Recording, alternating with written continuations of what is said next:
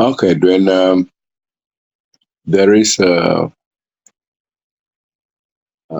this there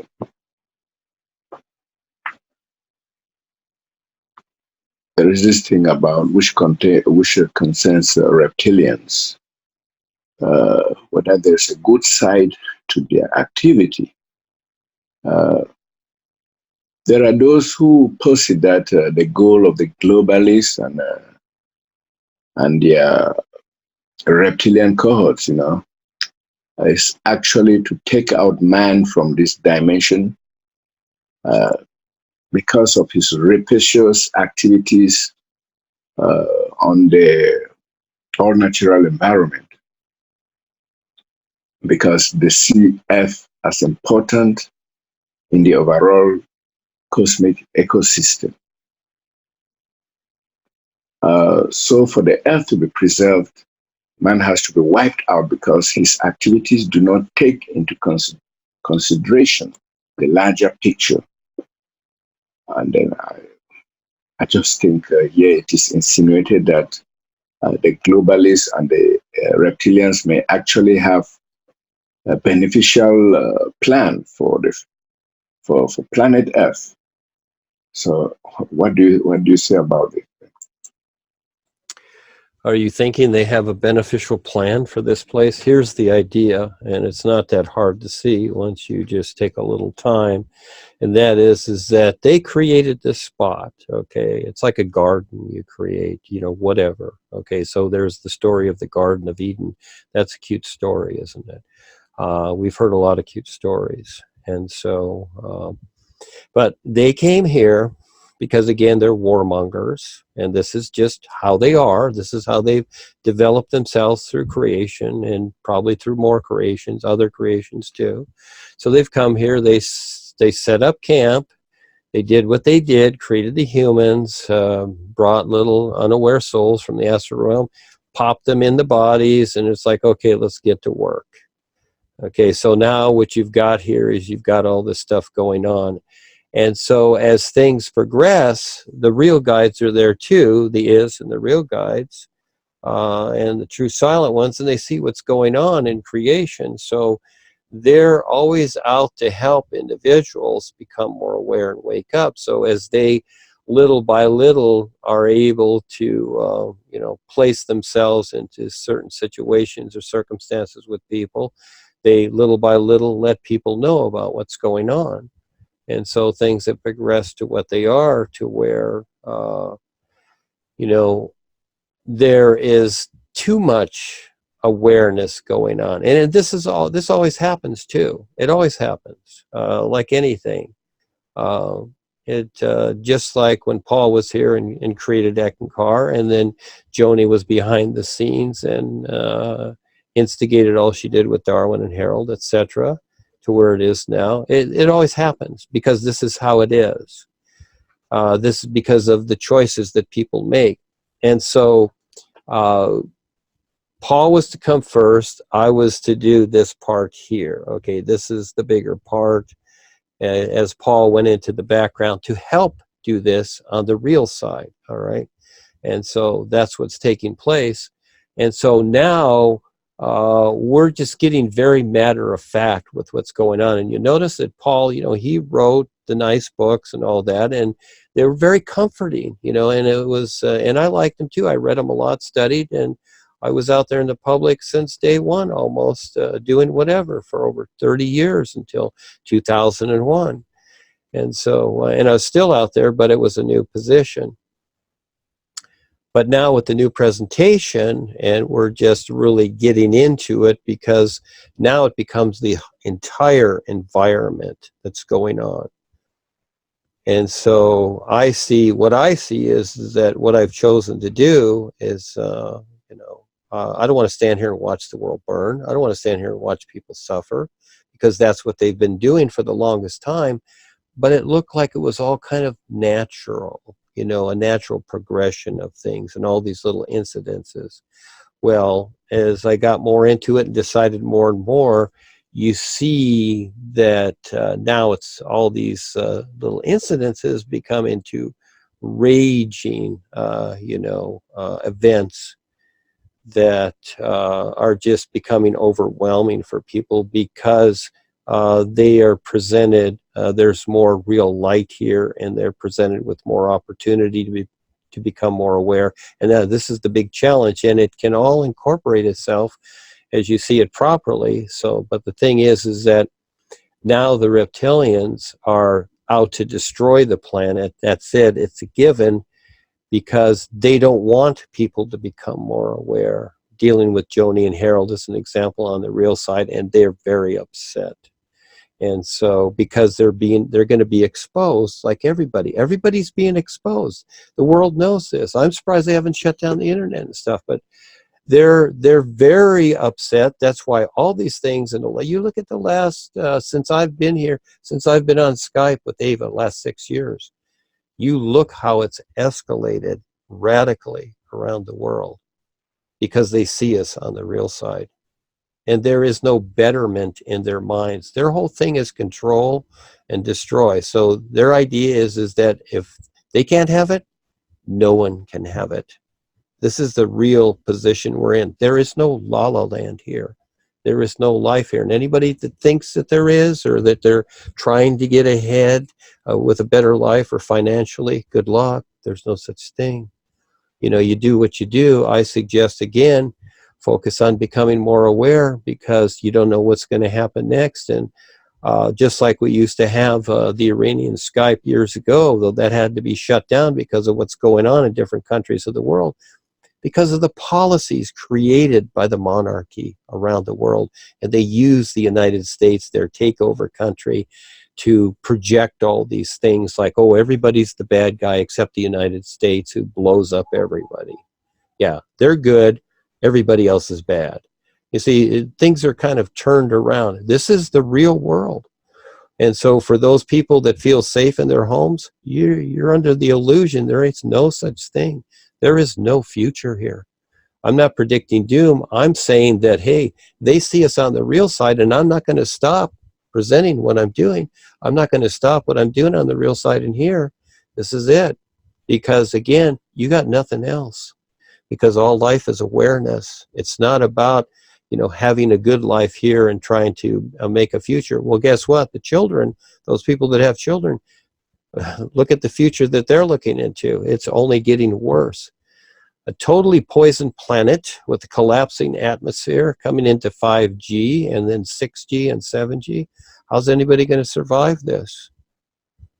This is what it is right now. What do you think it's going to be tomorrow and the next day and the next day? Yeah, it's going to take everything you got to step up. So no, there ain't any good times with the reptilians or the governments, or people are waiting for 2020 for a better president or whatever. Again, this is all instigated nonsense. It only gets worse. And just like Obama was before nutty Trump, he was looked on as such a great president. He created 7 wars and killed more women and children than anybody. Yeah, he's a great guy, isn't he? Him and his wife, Michelle. Yeah, they fooled everybody with their rent-a-kids. So again, this is the world we live in. These people have fun deceiving others. They love to deceive everyone. Hey, I don't care what people do in their personal life. I'm on earth too. And I'm watching people that I know, they're suffering. For what? Doesn't have to be so. And the animals are suffering. Everything is suffering. Everything's poison. Who's going to step up and do something? It's not that we can clean up the earth, but we can share how to become more aware, because every person I see is essential. Even the bad guys and girls, whatever they are, because they can turn it around. But will they? So I'm not looking for the benefits from any of the system. I look to just share what I can and see who has the courage to step up and take the time to become more aware, because that's what life is. It's not about being a good person or better or wanting. It's about waking up, and what will you do that's real, that makes sense with a world that is so agreeable to its own demise. Boy, that's toughy, isn't it? Go ahead, Charles. Yeah, Duane, thank you. Uh, you just talked about Something has just crossed my mind, and I think the resurrection that people are talking about, a personal kind of resurrection, is actually what we can term uh, waking up to what is real now. That will be the supreme act of personal resurrection. But I don't know whether Christians only think of resurrection in the terms of uh, of Jesus Christ, who in a way did not actually die. They say he came back from the dead, and they forget about their own personal journey, their own personal awakening, which uh, awakening from this unconsciousness into which they are still. I think that is the resurrection they should be thinking about, which we call here uh, waking up. So, what do you say about this correlation? The resurrection idea is kind of cute. It's kind of an interesting idea, isn't it? And to those people that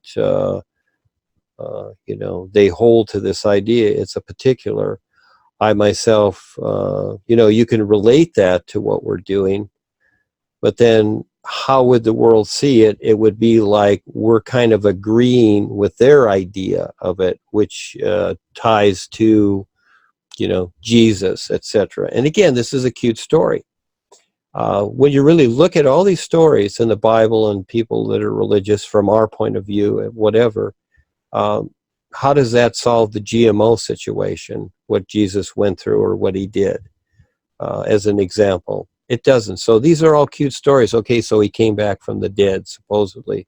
So what did that do? He healed people, whatever. Well, he took on a lot of karma when he did that also.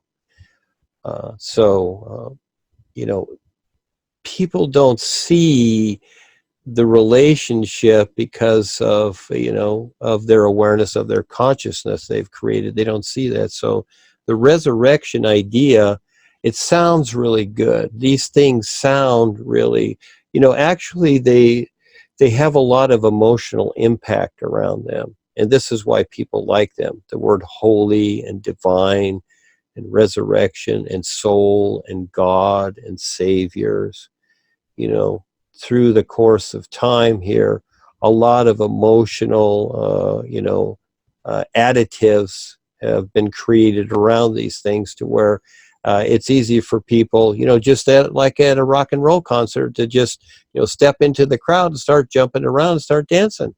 It's just like get involved and just start dancing and we're having a great time, which is fine. And so again, these ideas are the same way, is what I see. That's why I don't use them.